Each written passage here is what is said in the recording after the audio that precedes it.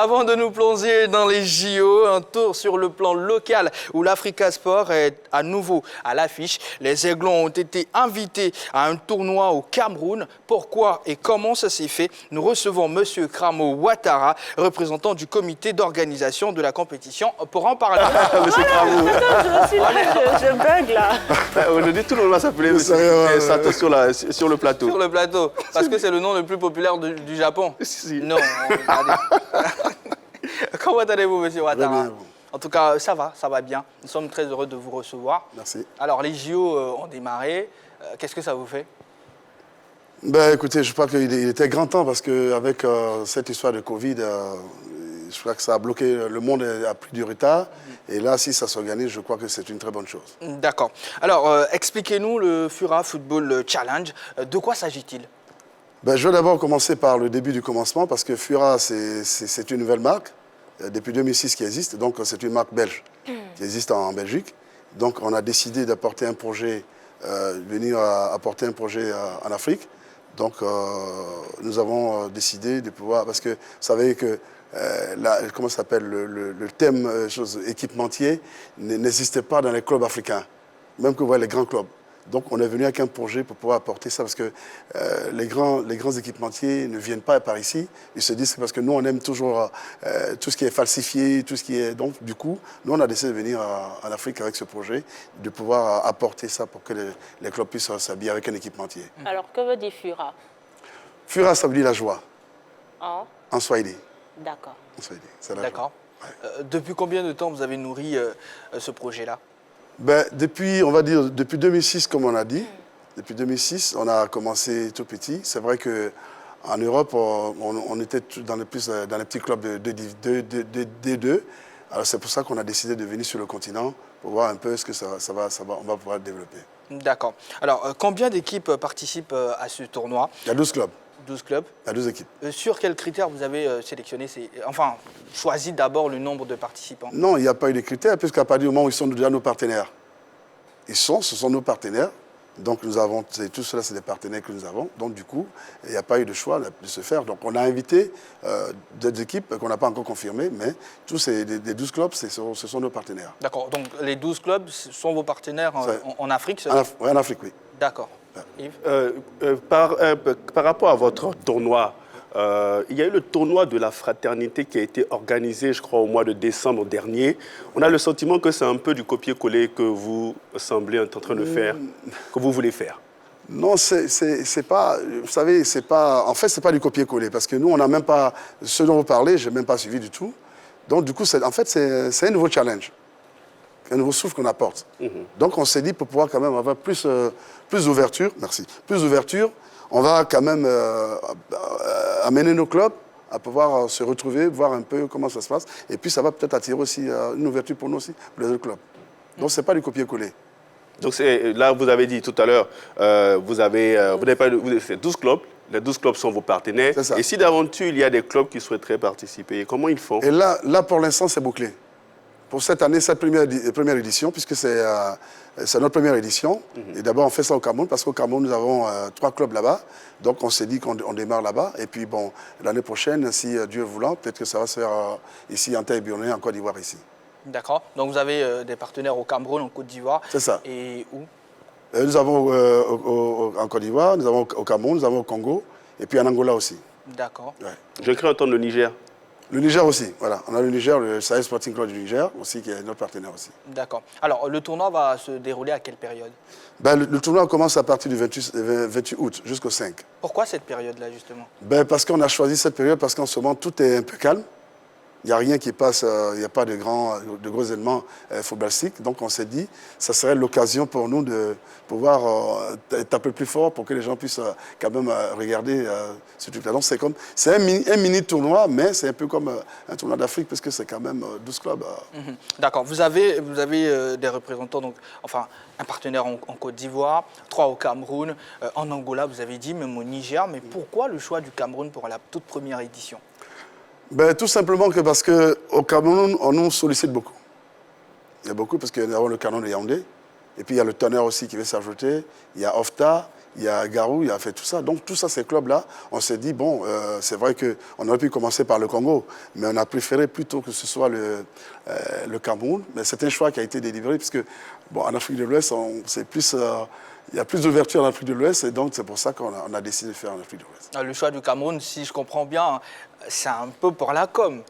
Bah. Parce que ça... C'est pour le marketing. Voilà. Oui, bon, on peut dire ça comme ça. Vous savez bien que nous sommes tout petits.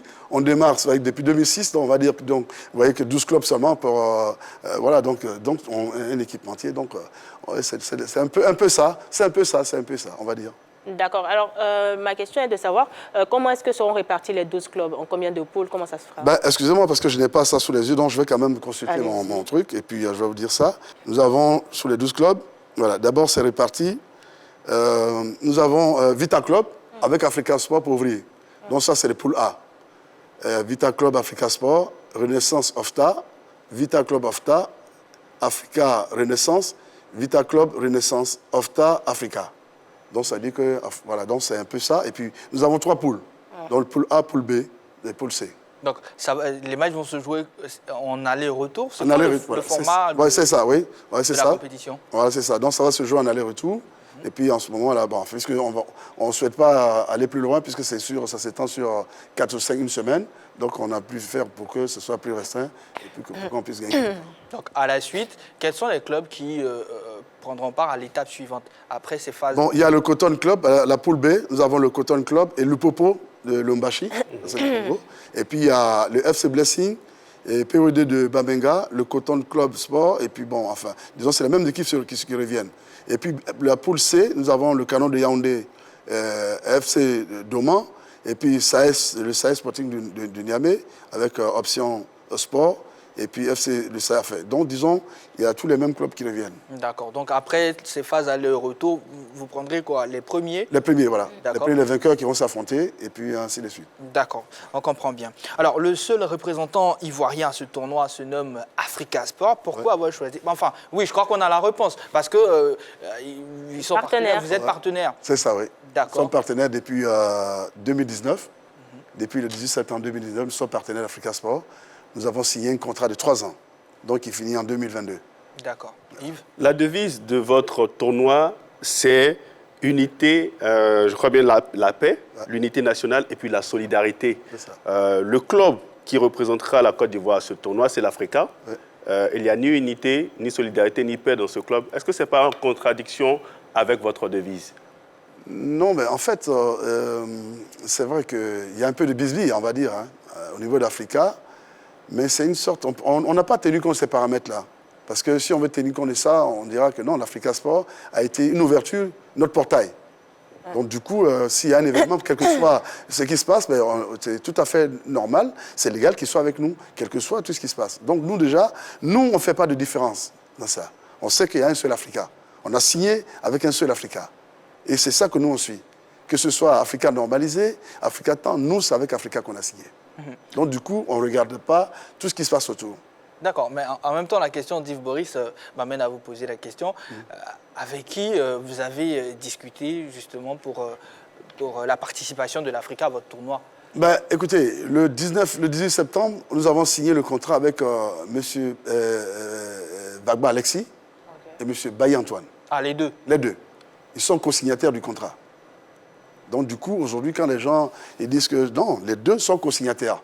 Donc nous, si les deux se battent, ce n'est pas nous, ce n'est pas notre problème. L'essentiel, ils ont signé le contrat ensemble, donc du coup, c'est ça qui est valable. Mais ce n'est pas un peu gênant? Est-ce que ça ne va pas entacher un tant soit peu l'image de votre tournoi, dans la mesure où vous invitez un club à problème dans ce tournoi, et est-ce que les autres clubs qui vont participer ne vont pas avoir un regard, j'allais dire un peu d'appréhension sur tout ça?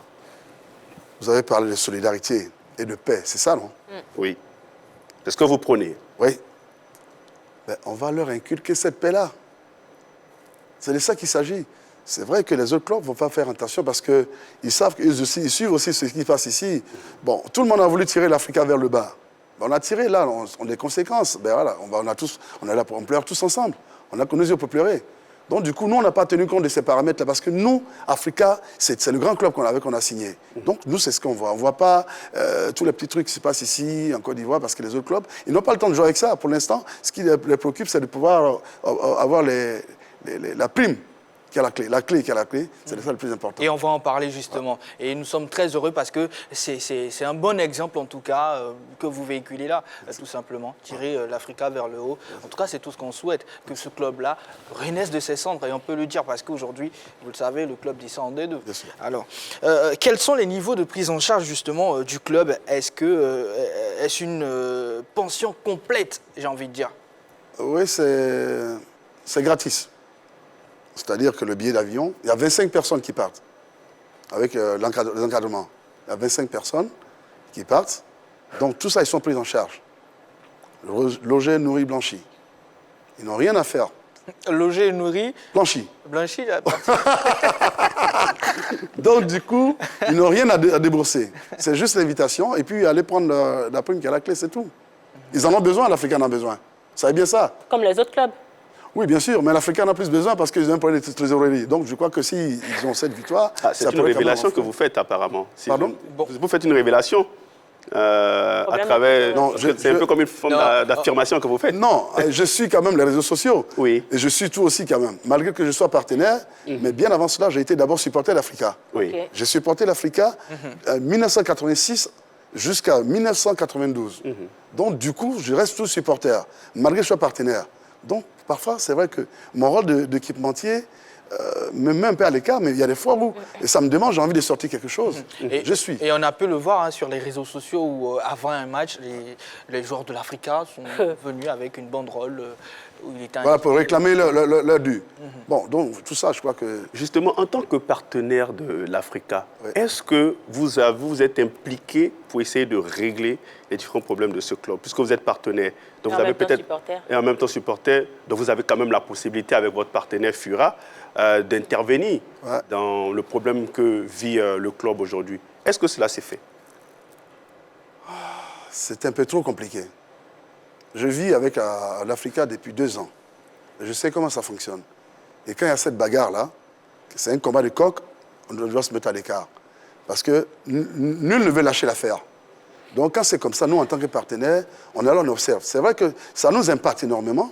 Ça nous impacte, ça ne nous impacte pas, je mens. Parce que ça fait que l'année dernière, ça a été super bien, mais cette année, ben, c'est grave parce qu'après avoir reçu les équipements, avec les maillots de supporters qui sont arrivés, eh ben, ça nous tire vers le bas jusqu'à présent. Cette histoire de Bisbee. Mais ce qui nous a encore marqué cette histoire, c'est le comité de normalisation qui a suspendu les supporters de stade. Et ça a été la goutte d'eau. Et jusqu'à présent, ben, on tire le diable par la queue. D'accord. En tout cas, Fura Football Challenge, ça sera une réalité très bientôt. D'ailleurs, déjà au mois d'août, ça va commencer. Ça sera donc au Cameroun. Parlons vraiment de ce tournoi-là. Que gagne le vainqueur du tournoi? Ben, tout simplement, on donne une prime de 10 millions. 10 millions au gagnant, au vainqueur. Et puis une semaine de stage au Portugal. 10 millions de francs CFA. 10 millions de francs CFA. D'accord. C'est une belle somme, hein? Oui. Mais c'est ça le challenge. Parce que c'est vrai que la SEC a gagné 20 millions, là, je crois. Oui, pour le Voilà. championnat.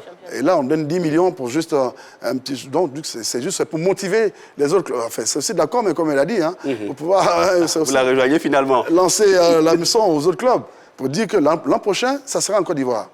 Parce que ça, c'est notre premier truc, c'est la première saison, mais l'année prochaine, ça serait en Côte d'Ivoire. Et donc, c'est moi qui vais piloter tout ça ici. Donc, du coup, ben, tous les clubs qui ont envie de s'affilier à Fura ben, sont bienvenus. D'accord. Mais là, j'ai envie de vous poser une question. Pourquoi le Portugal, quand on sait que la marque est née en Belgique, c'est ça? C'est ça, en Belgique. Non, parce qu'on a quand même des partenaires avec des Portugais. Et du coup, de toute façon, d'ailleurs, pendant le tournoi, il y aura des Portugais qui seront sur le stade, qui seront là-bas pour faire des dictateurs de choses, donc, qui seront là, et tout ça. Et puis nous aussi, il faut dire que la marque Fura aussi, on n'est pas simplement un équipementier. On est aussi là pour... c'est vrai qu'on n'a pas pu mettre ça on n'a pas pu mettre ce projet-là. Parce que, voilà, on voulait aussi faire partie des joueurs aussi. On peut faire partie des joueurs aussi, détecter les joueurs pour partir en Europe. Mais malheureusement, on n'a pas pu... mettre ça en application. D'accord, donc j'imagine que ça sera aussi entièrement financé. Donc, et le voyage et tous les frais, le séjour, ça sera... Il n'y a aucun problème. On a été vraiment ravis de vous recevoir sur notre Merci plateau. beaucoup à vous. Merci souhaite... vraiment, c'est gentil. J'espère que ça serait... Parce que bon, là, nous sommes un peu loin. J'espère que j'aurai quand même encore un autre petit passage. Là, je demande, à la veille de l'événement pour quand même rappeler un peu à tous les gens, les spectateurs qui vont voir ce stade-là. D'accord, en tout cas on verra avec le responsable de la rédaction. Ouais. Voilà, et puis ça va se faire. D'accord. Voilà. Donc merci beaucoup Merci encore beaucoup une fois à vous. d'être passé. Merci à tous et puis bonne soirée et bonne continuation. Voilà, amis téléspectateurs, la grande team se poursuit dans quelques instants. Eh bien, on va évoquer Côte d'Ivoire, Arabie Saoudite. On va faire le débrief. Yaya Koné, entraîneur de l'AS Douane, c'est au Burkina Faso pour ceux qui ne le savent pas. Il sera avec nous. Ça sera notre second invité. Allez-y, rechargez vos batteries. En tout cas, le débrief sera fait. On espère que vous allez appeler pour donner votre avis concernant le match. On a pris les 3 points. Oui, c'était face à l'Arabie Saoudite. Allez, on part pour la pub.